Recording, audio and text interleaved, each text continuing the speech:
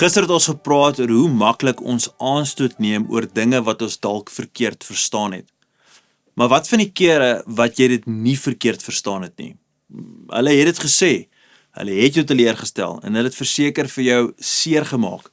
Wat maak liefde dan? Nou Paulus skryf vir ons in Kolossense 3 vers 12 en 13, dan sê hy, beklee julle dan met innige meelewing, goedheid, nederigheid, sagmoedigheid en geduld. Verdra mekaar en as die een teen die ander klag het, vergewe mekaar. Soos die Here julle vergewe het, so moet julle ook vergewe. Nou ek hou nogals daarvan dat Paulus redelik realisties is. Hy skryf vir 'n geloofgemeenskap en sê, as die een teen die ander 'n klag het, met ander woorde, selfs tussen mense wat Jesus lief het, gaan ons mekaar soms teleurstel en ons gaan mekaar soms seermaak. Christelike gemeenskap bestaan nie uit perfekte mense nie, verseker nie, ek is daar, jy is daar, daarom weet ons, dis nie perfekte mense nie. Dit bestaan wel uit mense wat leer wat om met mekaar se onvolmaaktheid te doen. En Paulus sê, hy sê vir ons, vergewe mekaar. Maar kyk mooi waar begin hy. Hy sê, soos die Here julle vergewe het.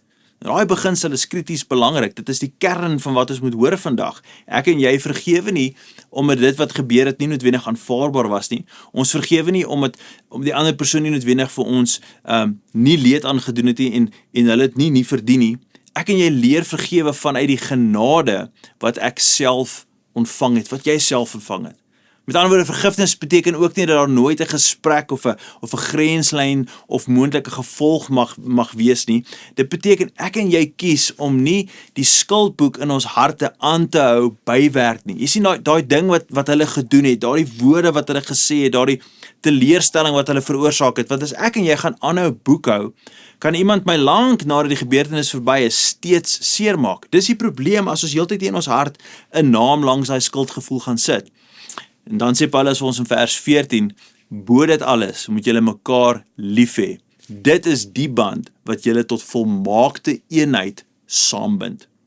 Miskien is daar vandag iemand wie se naam nog langs 'n ou skuld in jou hart staan.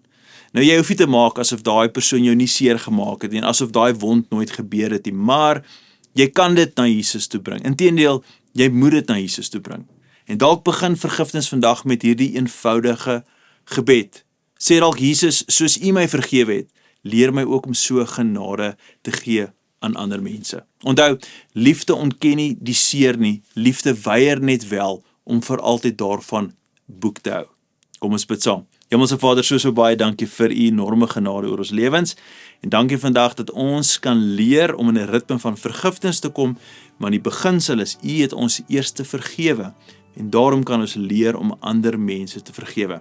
Ek wil vandag stil staan by elke persoon wat werklik swaar trek met hierdie, wat sukkel met dit, wat aanstoot beleef en seer en pyn vandag beleef as gevolg van leed wat hulle aangedoen is, as gevolg van seer wat hulle aangedoen is. Here, ek vra Here dat U vandag vir hulle en vir my ook die genade sal wys, wat U reeds doen, maar dat ons die genade sal begryp, dat ons kan vergewe, want U het reeds vir ons vergewe. Here, ek bid vir hierdie ritme in my eie lewe, en so vir elke persoon vandag luister, dat ons in 'n ritme van vergifnis sal beginne wandel. Dis my gebed in die kosbare mooi naam van Jesus Christus. Amen en amen.